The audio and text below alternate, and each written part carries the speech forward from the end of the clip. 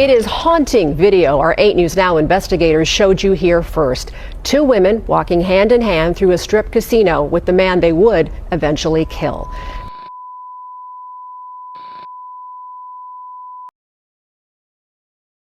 Why? Why my son? The pain that I felt was so deep. I felt like I just lost my life. These are the haunting words of Nellie Altamirano, the mother of 25-year-old Bryan Altamirano-Solano, a young man who came to the United States seeking asylum from Nicaragua, only to meet a tragic end in a Las Vegas hotel room. What started as a night of fun on the Las Vegas Strip ended in a cold-blooded murder. Surveillance footage captured Bryan walking hand-in-hand with 2 women, Erika Covington and Arionna Taylor, through the opulent halls of Caesar's Palace. Minutes later, Bryan was dead, shot in his hotel room. But who were these women, and why did they kill him? The footage shows Bryan, seemingly relaxed and unsuspecting, as he leads the 2 women to his room. What happened next would shock investigators and leave Bryan's family searching for answers. This is the story of a crime that unfolded in just 15 minutes, a crime that would expose the dark side of the Las Vegas Strip and leave a family shattered. Before we dive into this heartbreaking story, take a moment to join our growing community of true crime enthusiasts. By subscribing and turning on notifications, you'll ensure you never miss an update on the stories that matter most. As we delve deeper into this case, we'll uncover the events that led to that fateful night, the investigation that brought Erika and Arionna to justice, and the unanswered questions that still haunt Bryan's family. In May 2023, 25-year-old Bryan Altamirano-Solano, a Nicaraguan asylum seeker, was found dead in his Caesar's Palace hotel room. His body was discovered by housekeeping staff more than 8 hours after he was shot.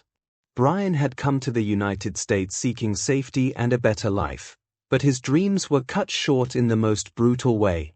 2 women, Erika Covington, 21, and Arionna Taylor, 22, were arrested for his murder.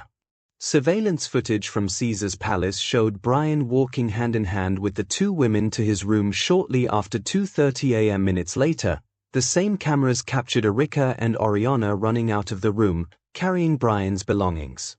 But what happened inside that room? And what led to this cold-blooded crime? The investigation revealed that Bryan had been shot once, and a cartridge casing found at the scene matched a gun linked to Arionna Taylor.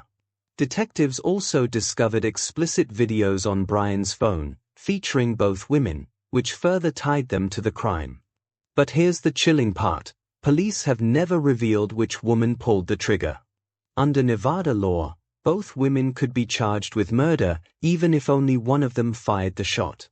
Erika and Arionna eventually pleaded guilty to second-degree murder and robbery, avoiding a trial.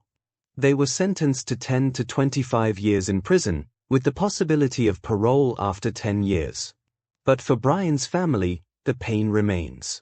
His father, Victor Altamirano, spoke through an interpreter during the sentencing, saying, "It wasn't enough just taking his belongings, they had to kill him." His mother, Nellie Altamirano, echoed his grief, asking, "Why?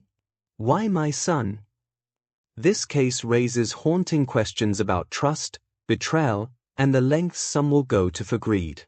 But the story doesn't end here.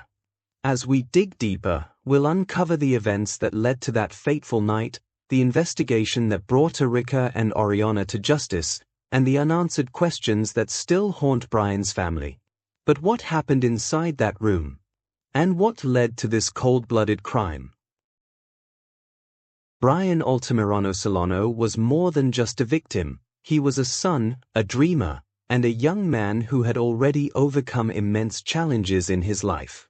Born and raised in Nicaragua, a country plagued by political unrest and economic instability, Bryan grew up in a world where opportunities were scarce. But he was determined to build a better future for himself and his family. In search of safety and a chance at a new life, Bryan made the difficult decision to leave his homeland and seek asylum in the United States. Friends described him as kind, hardworking, and full of dreams. He had a quiet determination about him, a belief that if he worked hard enough, he could achieve anything. Bryan's father, Victor Altamirano, remembers his son as someone who always put others first. "He was my pride," Victor said through an interpreter during the sentencing. "He wanted to help our family, to give us a better life. He had so much ahead of him." But Bryan's journey was far from easy. As an asylum seeker, he faced countless obstacles, navigating a new country, learning a new language, and trying to build a life from scratch. Despite these challenges, Bryan remained hopeful. He found work, made friends, and began to carve out a place for himself in Las Vegas, a city known for its bright lights and endless possibilities. Tragically, Bryan's dreams were cut short on May 2023, when he was murdered in his Caesars Palace hotel room. His death left his family and friends devastated, struggling to understand how someone with so much promise could be taken so soon. As we delve deeper into this case, it's important to remember Bryan not just as a victim, but as a person, a young man with dreams, ambitions, and a family who loved him dearly. His story is a reminder of the human cost of senseless violence and the lives that are forever changed by it. The night of May 2023 began like any other on the Las Vegas Strip: bright lights, bustling crowds, and an air of excitement. For Bryan Altamirano-Solano, it was a chance to unwind after a long week of work. But what started as a night of relaxation would soon turn into a nightmare.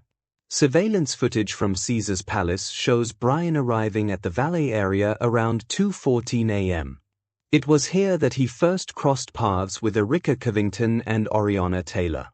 The footage captures the trio chatting casually, their body language relaxed.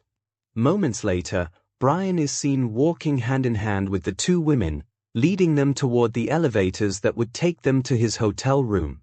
At 2:35 a.m., the cameras capture Bryan, Erika, and Arionna entering his room. Bryan appears at ease, unaware of the danger that awaits him. What happened next would unfold in a chilling 15-minute window, a window that would end Bryan's life and change the course of many others. At 2:50 a.m., the same cameras show Erika and Arionna rushing out of the room. One of them is carrying Bryan's bag, a stark contrast to the carefree demeanor they displayed just minutes earlier. Inside the room, Bryan lay lifeless, shot once in what investigators would later describe as a cold and calculated act of violence. The crime scene told a grim story. A single cartridge casing was found near Bryan's body, and forensic analysis would later link it to a gun owned by Arionna Taylor. Detectives also discovered explicit videos on Bryan's phone, featuring both women, which further tied them to the crime. But one question remained unanswered: who pulled the trigger? What's even more chilling is the calculated nature of the crime. Erika and Arionna didn't just rob Bryan, they took his life. And they didn't stop to call for help or show any remorse. Instead, they fled the scene, leaving Bryan to die alone in his hotel room. Bryan's body wasn't discovered until more than 8 hours later, when housekeeping staff entered the room. By then, Erika and Arionna were long gone, but their trail wouldn't stay cold for long. But how did investigators piece together the evidence? And what led them to Erika and Arionna? When Bryan Altamirano-Solano's body was discovered in his Caesars Palace hotel room, Las Vegas Metropolitan Police knew they were dealing with a crime that demanded swift action. The clock was ticking, and every detail mattered. What followed was a race against time to piece together the puzzle of what happened that night, and who was responsible. The investigation began with the surveillance footage from Caesars Palace. Detectives meticulously reviewed hours of video, zeroing in on the moments leading up to Bryan's murder. The footage showed Bryan walking hand in hand with two women, later identified as Erika Covington and Arionna Taylor, toward his room. Minutes later, the same cameras captured the women fleeing the scene, one of them carrying Bryan's bag. But identifying the women wasn't as simple as it seemed. Detectives turned to social media for clues. They scoured platforms like Instagram, comparing videos and photos posted by Erika and Arionna to the surveillance footage. It was a painstaking process, but it paid off. The women's distinctive clothing, hairstyles, and even their mannerisms matched the footage from the casino. This breakthrough gave investigators the names they needed: Erika Covington and Arionna Taylor. The evidence didn't stop there. Detectives also examined Bryan's phone, which had been left behind in the room. On it, they found explicit videos featuring both Erika and Arionna. These videos not only placed the women in Bryan's room but also suggested a deeper connection between them and the victim. Combined with the surveillance footage, it was a damning piece of evidence. Another critical clue came from the crime scene itself. A single cartridge casing was found near Bryan's body. Forensic analysis revealed that the casing matched a gun linked to Arionna Taylor. This discovery further solidified the case against the two women. Just 2 days after Bryan's murder, detectives located and arrested Erika and Arionna. The speed of their arrests was a testament to the meticulous work of the investigators. But while the evidence against the women was strong, one question remained unanswered: who pulled the trigger? Under Nevada law, both women could be charged with murder even if only one of them fired the shot. This legal nuance would play a key role in the case as it moved toward trial. But with both women pointing fingers at each other, how would prosecutors determine who was truly responsible? The sentencing of Erika Covington and Arionna Taylor was a moment filled with raw emotion, as Bryan Altamirano-Solano's family confronted the two women who had taken his life. For Bryan's parents, it was a chance to speak directly to the people who had shattered their world. And for Erika and Arionna, it was a moment of reckoning. Bryan's father, Victor Altamirano, addressed the court through an interpreter. His voice trembled with grief as he asked the question that had haunted him since his son's death: why did they have to kill him? It wasn't enough just taking his belongings.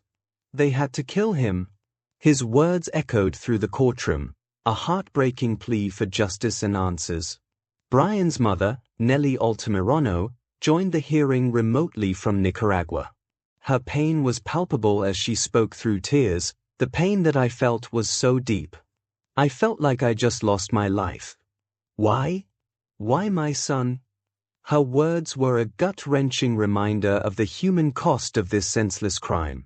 Erika Covington, one of the two women responsible for Bryan's death, stood before the court and offered an apology. We genuinely apologize for the grief and the pain that has been brought upon you guys' family. I would like to send my condolences to Bryan's family, she said. I deeply, genuinely apologize for the grief and the pain that's been brought to your family. But for Bryan's parents, her words offered little comfort. The damage had been done, and no apology could bring their son back. Arionna Taylor, on the other hand, chose to remain silent. She stood stoically as the judge handed down her sentence, offering no words of remorse or regret. Her silence spoke volumes, leaving many to wonder if she truly understood the gravity of her actions. Judge Tiara Jones, who presided over the case, acknowledged the pain of Bryan's family and the irreversible nature of their loss. She sentenced Erika and Arionna to 10 to 25 years in prison, with the possibility of parole after 10 years. But for Bryan's family, no sentence could ever feel like enough. The courtroom that day was a place of profound sadness and unresolved questions. Bryan's family left with heavy hearts, knowing that while justice had been served, it could never erase the pain of losing their son. But while the sentencing brought a measure of closure, it also left lingering questions about the choices that led to this tragedy. The legal proceedings in the case of Bryan Altamirano-Solano's murder were as dramatic as the crime itself. Erika Covington and Arionna Taylor, the two women responsible for his death, faced charges of second-degree murder and robbery with a deadly weapon. But instead of going to trial, they chose to plead guilty as part of a deal with prosecutors. In November 2023, Erika and Arionna stood before Judge Tiara Jones and admitted their roles in Bryan's murder. The plea deal spared them the possibility of a life sentence, but it also meant they would spend a significant portion of their lives behind bars. They were sentenced to 10 to 25 years in prison, with the possibility of parole after 10 years. For Bryan's family, the deal was a bittersweet resolution.